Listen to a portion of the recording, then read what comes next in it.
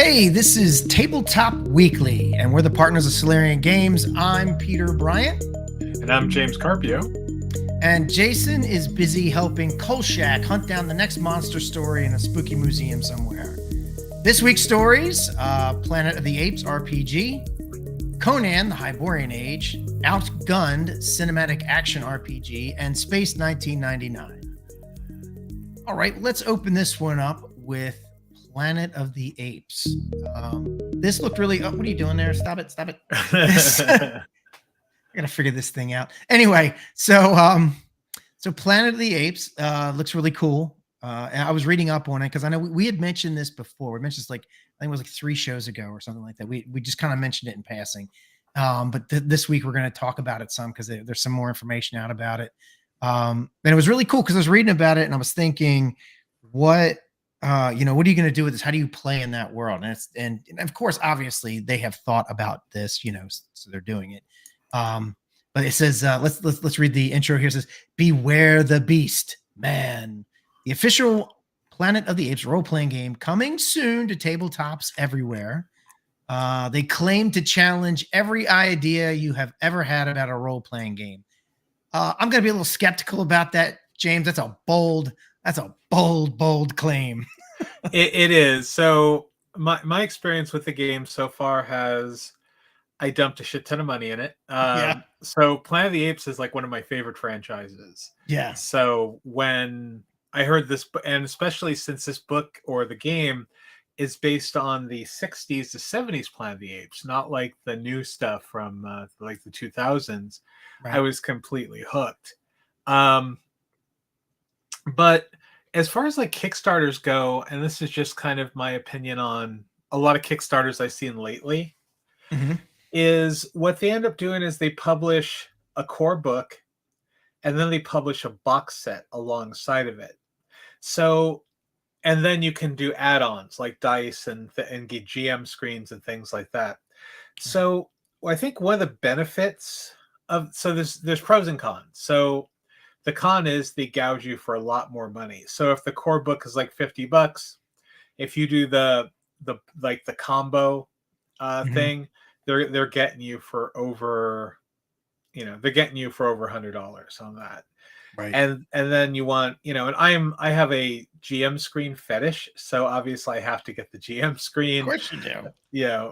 So, but the interesting thing, and this is the pro of doing it this way, box set and a core book, is that the box set will always come with the dice, which usually run about $25 if you do them as an add-on. Right, because you need more dice, right? Yeah, you'll do the, well... No, I was just saying, nobody needs... If you're a decent gamer, you don't need more dice, but you gotta have them, right? I mean, come on. Yeah, and a lot of times nowadays, dice are branded for the game. Like, there's certain things, like the 2 might look like a banana. I don't know how it's gonna work. But it comes with maps, pre-gen characters, a scenario. So the nice thing about it is that, sure, okay, the box set's an extra, whatever, but then you don't have to worry about the add-ons because you got the dice and the maps and all the cool shit. Just you get it. Just go ahead and buy everything. Yeah, don't piecemeal it. Yep, and of course I got the GM screen, but I also went in balls deep in this too. And there's a third book that in the series, which, but anyway, here. So reading about the rules, and it's going to be based on the D6 system. Yeah, I did. I saw that, and I really like that. I mean, the original D6 system. Yeah. I know D6 is actually on a Kickstarter now. They're actually remaking it again. Okay. But there's so many games that like use D6 as its core system. If you look at Star Wars, the original, the West End Games one, obviously the D6 system by West End Games, the Tales of Gore from whatever. Postmortem. Postmortem. I was trying to think of Grim Jim's company. And there's tons others, but it also D6 system evolved. So anyway, actually, D6 system evolved from the original Ghostbusters RPG. Yeah. And later evolved into something called Master System, which was used in the DC Universe game, was used in Blood Shadows, was used in the Xena Hercules role-playing game. That's cool.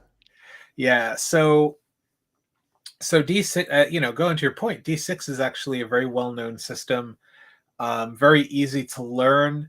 But I will have to say, though, that the downfall of D6 system, in my opinion anyway, and this is mine, is that after a while, the system doesn't really change any. Things get easier to do, and after a while, there's just no challenge to it. You're like, all right, let me make this roll. Fine, there we go, I win.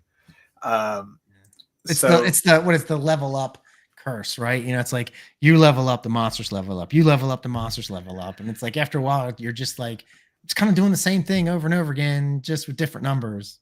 You're kind of this god that just walks through and goes, man, I'm not gonna roll. But there's a lot of role playing games. Like I'm not gonna. It's fine, right? Because I mean, like, how long could you play a campaign in Planet of the Apes? Like it'd be fun to do, right? But and just in my opinion, I would get tired of it after a while because you would run out of novel things to do. It's not like like a space game. It's not like a Star Wars or Star Trek or like D&D even. With that, you have all these like things you can do, but with this, it's kind of finite. Like they do include a lot of stuff. So let's go on this just a little bit. They do include a lot of stuff. So it's not going to get boring fast, right? You're not going to get tired of it fast because they've got Ape City, you go to the Forbidden Zone, the Mutant Undercity. You can play chimpanzees, orangutans, gorillas, astronaut, or you can play one of the humans, a mute human, which I don't think that would be a lot of fun, but for some people might like it. You can play a mutant survivor, one of the big bulbous head mutant survivors. It does come with a bestiary. It does have a lot of stuff that comes with it, so it wouldn't get stale fast. But I just can't imagine it being like something you'd run for more than a year. I think if you ran a year's worth of a campaign, I think by then you'd be ready to do something else. I miss the days of like really long campaigns. Like, when you play D&D and you're like, damn, we've been doing this for 5 years now. Yeah. And but there's so many new games on the market and so many they're coming out. The average campaign, honestly, has really gone from like 6 months. And James, that's fine. I mean, like, I'm not saying it's a bad thing. I'm saying this is great. You could run a campaign, and then when you're done with it, it's like, great, that was fun. It was awesome. Now we're going to play the next game that's out there. Again, not a slight because there's so many games to play. Yeah. But I did want to add, I want to stay on this too long. I did want to add one thing to this. It's a thought I had, something you could do to like extend the campaign power of it. And that is, what if in this world in the future, there was a couple, at least one human archaeology that survived all this time, maybe at some distance from the apes. And the character you're playing is a runner from like Logan's Run, right? Oh, wow. You could set Logan's Run in this world easily. Yeah. Well, if you think about the second Beneath the Planet of the Apes, that was a human society that all grew those mental powers and everything. But I mean, you could have Logan's Run. You could even start your campaign as Logan's Run, and you guys get out, right? You're runners, and you get out, and you encounter the apes. What the hell, right? You could also do. I mean, like, you could do. On the same note, you could do Paranoia if you wanted to. I'm sure the slapstickness of Paranoia would not fit with this, but if you wanted to do kind of like a more serious version, you could also gore. Do gore. You could because it's a D6 system. It would just meld in easily. And then I guess another one would be like, remember Twilight 2000? Yes. The old game where they wake up and they've been in these pods, these cryopods, and they're supposed to wake up after the world's been destroyed and try and restore order. So I mean, so there's stuff you could do with that. I think it'd be cool. But anyway, we're not supposed to go this long. We went too long on this, I think, Okay. for this show. Any other last thoughts before I go? Yeah, there's no launch date for it yet. It's a Kickstarter. They haven't listed a launch date yet, but it's up and coming, and you can sign up for a notification Yep. if you're up for this. Yeah. My only last comment is I hate every 8x from chimpan A to chimpanzee. Okay. Oh, I got it. That's nice. That's nice. All right. Hey, I'm gonna let you run with this one. This is one of your things that you love a lot. Yep. So Conan. Conan the Hyborian Age is the newest of the many Conan games that has crossed our paths over the how many years. Initially TSR had it, and then Mongoose Publishing had it. Then eventually Modiphius had it with their 2D20. That one I have, if I look back here on my shelf, I have I think I'm missing one or two of the source books. Wow. Okay. Because it was good. It was really well done. And then, as usual, Modiphius lost the license, and now it is in the hand of Monolith. I think it's Monolith Games. Yes, Monolith. Okay. Yeah. Okay. Correct. So Monolith is known more for doing war games and strategy games. Right. They recently not recently, about 3 years ago, they published an RPG version of the Hellboy board game they did, which is really nice. And again, talking about going all in, I have this box that I haven't opened since I unboxed it, but it has like Hellboy minis, monster minis. It has like everything you like to run a really badass Hellboy game. Right. But I've yet to run my very badass Hellboy game. But anyway, this is the same company. They also do a Conan board game as well. So I guess that's kind of their groove right now, board game to RPG. One of the people that worked on the Modiphius version has worked on this one. Okay. But again, I'm not. Here's the thing. I think I've just become so jaded on role-playing game mechanics in general that everything just kind of seems stale. Like there's no new exciting ideas. It's like, oh, well, we created this thing where, if you roll your D6 and you get a 6, now it's a 1. I mean, it's just dumb shit like that just kind of makes it, I don't know, not that fun. And this is just pretty much a D20 with modifiers going against a skill check pretty much. Yeah. And there's a couple things like flex dice and whatever to kind of give you a bonus. But to be honest with you, I don't know. I'd expect something more creative for the Conan RPG. Something that, like, when you play it, it gives you that visceral like feeling of like, rah, now after this game is over, I'm going to go eat a whole turkey and yeah. Go to so one of the things they mentioned, one of the perks of it was that it was a minimalist game design, and that's okay. And if that's what you like, again, whatever you like is what you like. So if you like that and you're playing it, great. No shade on you, or no shade on the game itself. Really, it's just like you're saying, it's not your taste, but that's not saying it's a bad thing. I'm not digging minimalist for like campaigns type games. Oh, I agree with you 100%. If a game is going to be minimalist, which is again perfectly fine to me, it's a game that you're going to play. It's great for one shots, great for conventions, and again, there's a lot of games that I love because I'll run them at conventions, right? And they're awesome for that, or they're awesome if it's like some kind of like one shot I want to do with my friends, or maybe even just like this little mini for the next 6 weeks. We're gonna play this game and we're gonna run this like Savage Worlds, right? They have their plot point based things where you can like burn through a campaign in several weeks or whatever because they just run you through it. They had the Slipstream one, I think it was, where it's sort of like a Flash Gordon-y type world where you go through and then and that's great. You run it and you're done, and then oh, cool, let's play something else. Um, and I think this would be good for that. But it makes it sound like it's trying to be a campaign level thing, and I probably wouldn't be good for me. But anyway, it looks good. The art's really good. Yeah, And it might, I'll probably buy like the core book again, just because I'm a huge Conan fan yeah, yeah, and I'd like to have it. But honestly, if I run Conan, I'm probably going to still use the Modifius right. 2D20 version because it's nice. It's a combination of like hard statistical combat game with some floofy little things that I think they stole face on from the Fate RPG. Okay. But But also like compatible mostly with like D&D stuff, right? So you could still run Conan Adventures kind of in D&D, right? I mean, 2D20 is close enough, isn't it?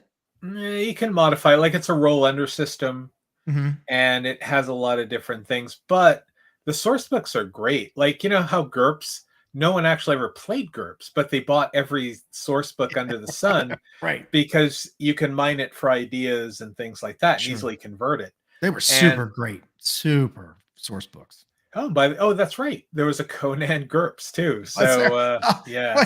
there was an everything GURPS, I believe.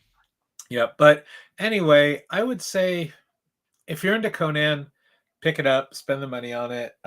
If or just go back and try to find some of the stuff. Modifia stuff's actually got really expensive, but you can go back and find like old GURPS Conan or old GURPS the Mongoose version, Right. fairly decent. The GURPS TSR one is ridiculously priced. I wouldn't, unless you have tons of money. And it's not worth all that.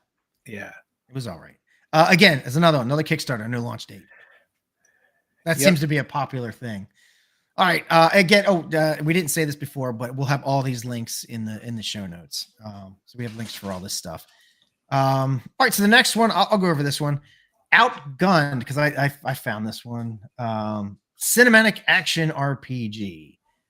This is another in the Feng Shui. They actually have compared it to Feng Shui. Yep. So I'm thinking like Feng Shui, Savage Worlds, that sort of level of cinematic, fast play game. And it says, they talk about like, fighting villains, start nuclear, get the nuclear launch codes. It says it's a cinematic action RPG inspired by the classics of the action heist game from Die Hard, True Lies, James Bond, Lethal Weapon, Kingsman, blah blah blah blah blah, on and on. But the big thing is that it's supposed to be really fast and action based, and this is kind of new. I don't know how this works out. Statistical wise, like I don't know if the math works on this great, but I mean I could figure it out using any dice. But it's your goal is it's not to score highest or lowest. It's rolling twos, two of a kind, three of a kind, or four of a kind. Yep. There is a way to figure out the statistical things on that, but that seems to ramp up really, really fast. Like if you want to increase the difficulty and saying, well, it's not, you need a three of a kind for this one. That is vastly different than two of a kind. And four of a kind is like it wouldn't be like one step up in difficulty. That's stepping up like three or four in difficulty, considering the statistical average of rolling a four of a kind. Well, the great thing is though, is you can do rerolls. Like you automatically get rerolls. The game's been out actually for probably, I want to say like 3 or 4 months now. Yeah. Okay. So you've seen the game.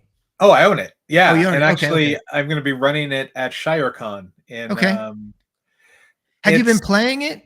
I haven't played. I've read the rule book several times. I actually plan to get a group together to try to do it before ShireCon. Okay. But yeah, so you get rerolls. You have abilities that actually let you reroll dice. Okay. All right. Combat though is a bitch. Like if you're fighting like mooks, they're pretty simple to take out. But bad guys, you pretty much need like the main big bad. You need to like make those rolls like the four of a kind rolls mostly all the time to even do anything to them. Jesus. And if you fail the rolls, they basically hurt you really bad. So like big bads are realistically not something you take on by yourself, or you try to like set it up that you can take them down. Okay. Can you But can you like can you like do combined actions where you like help each other or something? yes, Like you where can. okay, all right. And you can actually give other people your successes.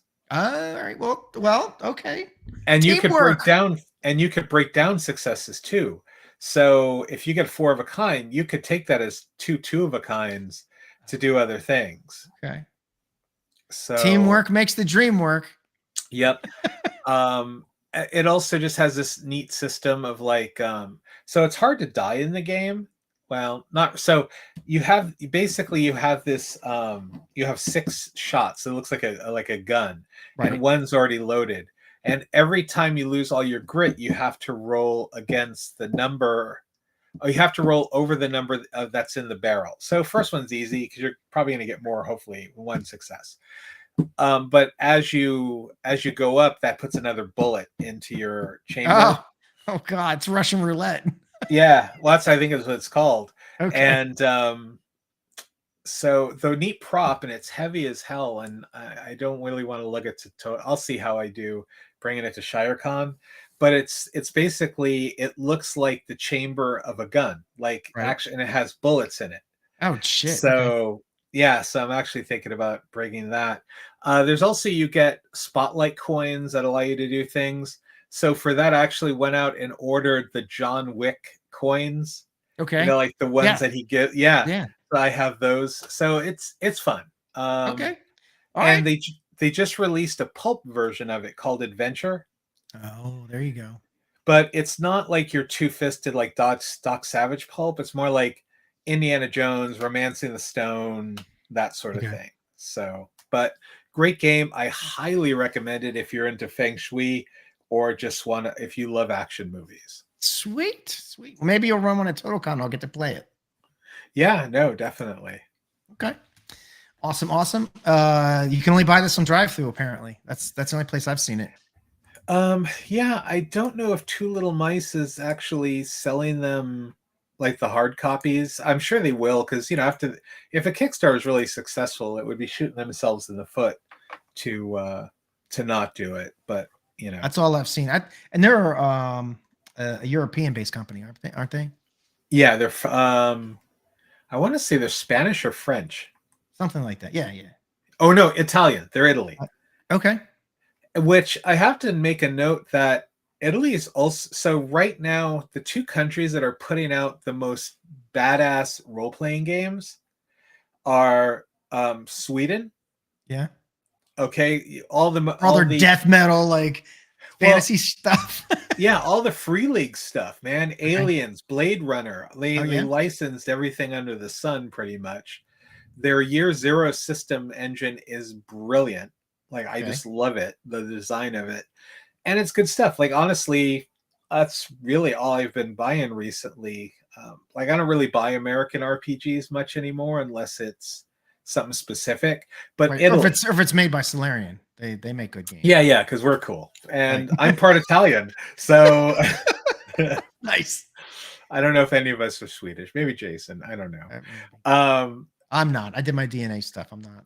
Yeah. And the Italian stuff. So 2 of note, Two Little Mice, the one who do Outgunned, and Against the Dark Master, which I think we all played that. Yeah, we played that at ShireCon last year. Yeah.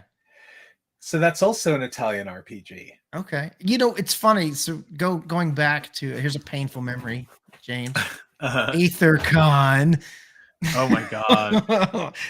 Mr. Drinking out of a Jello bowl, Holodensky and his con. He had these Italian guys come on that I interviewed, and they were really cool. So they had a superhero game that was pretty awesome. I can't even remember what it was, but this is a couple years ago. But I was just like, oh wow, I was talking to them about it, the role playing environment in Italy, and apparently it's pretty big. So that's cool. It's really cool. Yeah. So by Solarian or by foreign? There we go. Yeah. Just those 2. Anyway, yeah. All right, let's go to the last official story we have of the evening. Do you want to do this one, James? I'll talk about it. I don't like because there's not much information on it, No, but there isn't. so somewhere in the universe, someone woke up one morning and said, "You know what license we need to get for an RPG? Right. Space 1999." And Like, everybody was like, what?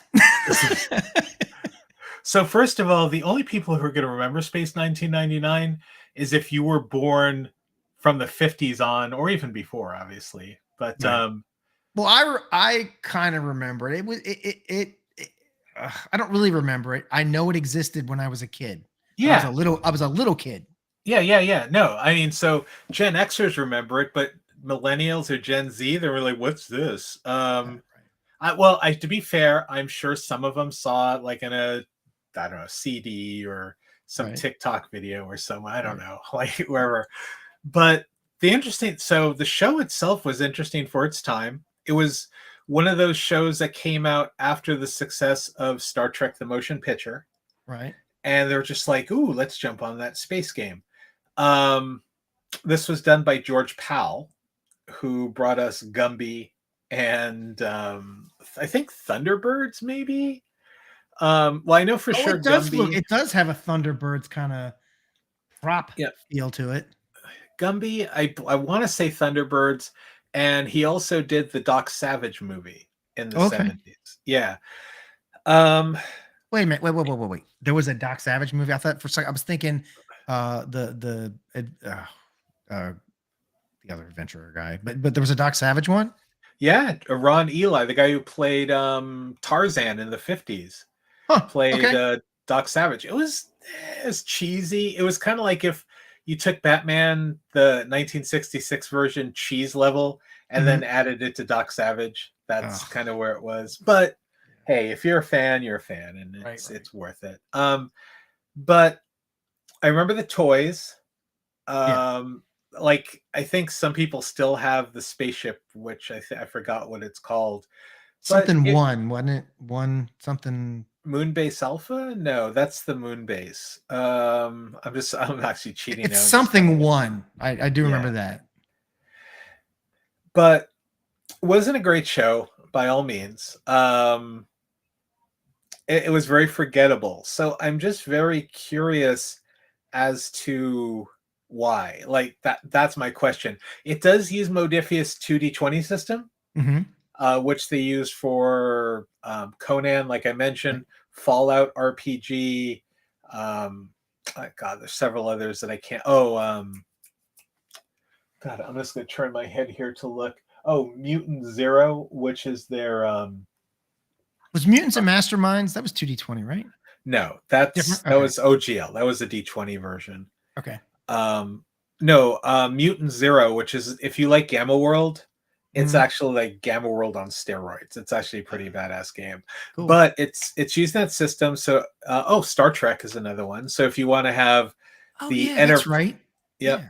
So if you want to have the Enterprise blow up this cheesy puppet spaceship thing in your game, Man, but we're by trying. We've been throwing too much shade. Look, hey, the it's probably a good game. Come on. well, okay, the mechanics are solid. I'm Yeah. just questioning the IP of Right. things to go with. That's kind of like, I don't know, feeling like making a Blake 7 Oh my RPG God. Yeah. or Did I tell you I started watching that? really? Yeah, because I had a friend of mine who's his family's from Ireland, so he'd actually gone back to Ireland a couple summers, in his childhood, and he had seen this show Blake Seven, and I'd heard people talk about it, and I'm like, I'm gonna check this show out because I've got BritBox, so I Yeah. did. I started watching it. Yes, it's cheesy, but it's as good as the old Doctor Who's. I I that's That's what I'm gonna yeah. say. It's as good as the old Doctor Who's. And it's actually, I mean, honestly, dude, honestly, some of the stories are pretty good. Like it's not bad. It is not a bad show. It is a product of its time. So and it's a product of BBC level funding. But the concepts and the stuff, if you're willing to be like, okay, like, all right, I'm gonna watch it for that, Did it's not too bad. did you watch it all the way through? I have not watched it all the way through, but I watched a lot of episodes. Okay, so I won't give away the surprise ending. I won't spoil the Oh, ending. you know the ending. Did you watch it? No, well, Okay. yes, but apparently everyone who's seen it's almost up to the level of The Sopranos, where Oh, the okay. last episode everything goes black, and Yeah. you're just like, wait, does my cable go out? What the hell? And you eventually learn that was on God. purpose. Oh. All right. Well, it's all right. Yeah. I do know that there was a lot of controversy with that show in that they thought they thought after the second season it was going to be canceled. So the main character, the guy who plays Blake, got another job, and then they wound up saying, "Oh no, we're gonna do a season 3." And he's like, "I have other commitments." Him and the big female star. So the, they actually they didn't exactly replace him. Two other characters took their place in the show. Like there was another male character became the leader. So the Mm. show was still called Blake 7, but somebody else was running it. There was no Blake. So whatever. I don't know. Anyway, but so this looks. I mean, I don't know. It looks all right. I would be willing to play it at a convention to see. It says it comes detailed about life on moon base alpha. So, oh, wait, real quick, in case anyone doesn't know the concept is that there was a moon base and something happened and the moon got pulled away from Earth. So these are people living on the moon that is flying away from Earth. Apparently that's the concept of it. So kind of very Battlestar Galactica almost. Yeah. Battlestar. And apparently there's these Alphans, whatever they are. I don't know if they're an alien race or a mutant race or what, but I don't think they're human. I think there's or maybe that's just what they call the people on the moon base alpha. Maybe they're Alphans. Maybe that's just what they call them. So anyway, yeah. So that's it. Space 1999. Again, another Kickstarter, no launch date. Yep. And actually, I don't know. When you said Alphans, I just was thinking of Alf. I was like going, Yeah. "Oh, those are Melmacians." So. Right. They feed them. They feed them cats. You know. Hey. You can have them in your game. Hey, right. You can. Your Space 1999 shuttle could go to Melmac and. Hey, don't touch the fur. That's another joke that millennials or Gen Z are gonna be like, "What the fuck? What are you talking about? What's an Alf? Is that like a Swedish dude?" Right. He listens to ABBA. All right. Yeah, we're anyway. Yeah. So we got one more thing. That I want to talk about. I'm just okay. So remember we talked before. I talked about Dyson logos and said how cool they were, and I was going to use them. So I've been using them. We started our latest campaign. We had a all right. So we have a campaign we've been running for like the past year and a half now, and I have the same group with like one exception. You know, we have a member that we always kind of like get rid of somebody and add someone for some reason. It's not intentional, but we have the same group we've been playing with since the 80s, right? So I got my friend Steve, I got Steve, you know Steve, and John and me and our buddy Will has joined us. And so John recently had a medical situation and he was running the last campaign.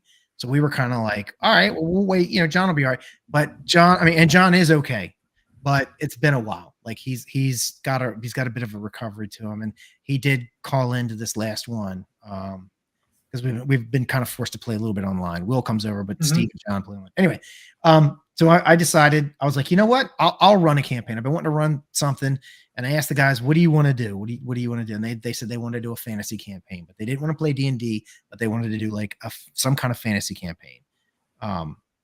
So I said, all right, cool. And I subscribed to Dyson's Patreon, and I got access to all his maps, and they're really awesome. And I've basically been using those maps and writing up my own encounters for them so that the players, because Steve and John have been playing forever, right? They're not going to recognize anything I'm doing. Like I'm not running modules that they would know so it's all fresh stuff. And his maps have been so awesome for just making, I just take the map, I put some numbers on it and make encounters. They're really good. They're really, really good. So I just want to bring that up. And I'm using the Razor system because I figured it would give me a good chance to like give it a solid play test. We did one like 2 years ago where I ran a short campaign using it, testing stuff out. And so now I'm giving it another test. I did some modifications and fixes and stuff. So it's getting some serious play testing.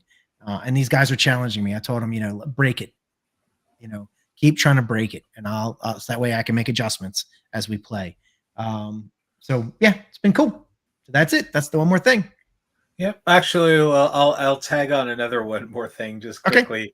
Is that I'm probably about a Solarian news here. So I'm probably about a week out finishing the 2nd edition of Anarchy. Okay. I'm actually just wrapping up some last minute things because I expanded it using a different system this time than the Kickstarter one. But so then the next part goes is that I need to send it to some poor hapless victims to kind of go through it, make sure it makes sense, make sure. So I'll get that together, and then basically some play testing of it. I mean, I'd like to have it ready and shiny by the time TotalCon rolls around or Page. That would be good. But it's just really going to depend on if I can get readers and play testers just to make sure it makes sense. Right. Well, if you hear this, hello@solariangames.com. Throw your tag in the hat and say I want to give James's New Anarchy a spin. Yep, it's 1986 punk rockers, post-apocalyptic. It even has a luchador as one of the character classes. So hey, you can play a mission district luchador from San Francisco in the post-apocalyptic world. Right. But anyway, Reagan and Gorbachev decided that they were going to not be friends, and the 80s apocalypse happened, and here we are. Glasnost didn't work out. All right. Well, with that, James, let me see. Hold on. I didn't load this thing before because last time I did this, it messed up. So I'm gonna load this now, and then. All right, everybody. Well, I guess we'll see you next week. Thanks for watching. Well, nobody watched, but if you do watch this on YouTube, hope you've enjoyed it. Let us know what you think. And if you're listening to this as the podcast, we'll talk to you next week. Adios.